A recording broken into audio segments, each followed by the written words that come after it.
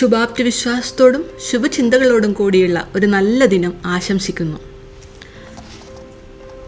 ഈ ഭൂമിയിലുള്ള ഓരോ മനുഷ്യനും ജീവിതത്തിൽ ഒരു കഥ പറയാനുണ്ട്, അല്ലേ?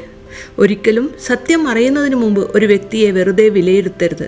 ചിലപ്പോൾ സത്യങ്ങൾ നിങ്ങളെ അതിശയിപ്പിക്കുന്നതായിരിക്കും. നമുക്കൊരു ചെറിയ കഥ കേൾക്കാം. ഈ കഥ കേൾക്കുമ്പോൾ നിങ്ങളുടെ ഉത്തരങ്ങളും ഒന്ന് ശ്രദ്ധിക്കുക. അത് കഥ കേട്ട് കഴിയുമ്പോൾ സ്വയം തിരുത്താൻ ചിലപ്പോൾ സഹായിക്കും. ഒരു 24 വയസ്സുള്ള ചെറുപ്പക്കാരനും അവൻ്റെ അച്ഛനും ട്രെയിനിൽ യാത്ര ചെയ്യുകയായിരുന്നു. അപ്പോൾ മകൻ തൻ്റെ അച്ഛനോട് പറഞ്ഞു, "ഇവിടേക്ക് നോക്ക്, ഈ മരങ്ങളെല്ലാം പുറകോട്ട് പോകുന്നു." ആ അച്ഛൻ ഒന്ന് പുഞ്ചിരിച്ചു. അപ്പോൾ അടുത്ത സീറ്റിൽ യൗവനക്കാരായ ദമ്പതികൾ ഇത് കാണുന്നുണ്ടായിരുന്നു. അവർക്ക് 24 വയസ്സുള്ള ചെറുപ്പക്കാരൻ ഇങ്ങനെ കൊച്ചു കുട്ടികളെപ്പോലെ സംസാരിക്കുന്നത് കണ്ടിട്ട് ദേഷ്യവും അമർഷവും തോന്നി.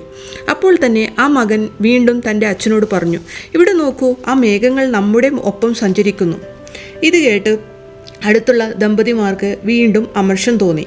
"നിങ്ങളുടെ മകനെ എന്തുകൊണ്ടാണ് ഒരു നല്ല ഡോക്ടറെ കാണിക്കാത്തത്?" അപ്പോൾ ആ അച്ഛൻ പുഞ്ചിരിച്ചുകൊണ്ട് പറഞ്ഞു, "ഞാൻ അവനെ ഹോസ്പിറ്റലിൽ കാണിച്ചിരുന്നു. ഇപ്പോൾ ഹോസ്പിറ്റലിൽ നിന്നാണ് വരുന്നത്. എൻ്റെ മകന് ജന്മനാ കാഴ്ചയില്ലായിരുന്നു. ഇന്നാണ് അവന് കാഴ്ച കിട്ടിയത്. അവന് അതിനാൽ എല്ലാം ഒരു കൗതുകമാണ്." ഇത് കേട്ട ആ ദമ്പതികളുടെ കണ്ണുകൾ നിറഞ്ഞു. അവർ ആ അച്ഛനോട് മാപ്പ് പറഞ്ഞു. നിങ്ങളും സ്വയം ചിന്തിക്കുക, മുൻവിധികൾ ജീവിതത്തിൽ വേണോ എന്ന്.